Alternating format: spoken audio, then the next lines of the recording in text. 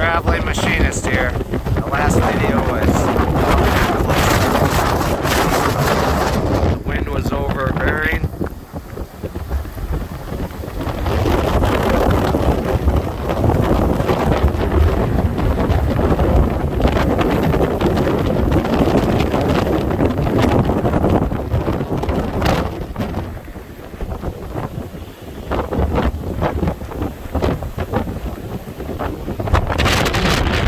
Not a blizzard. This is kind of normal weather for us.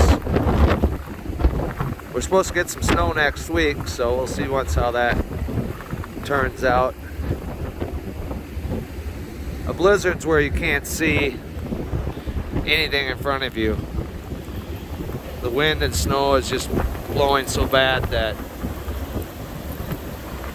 you can't even really travel. As you can see, we're getting some small drifts across the road here. These are still passable. Machinist out.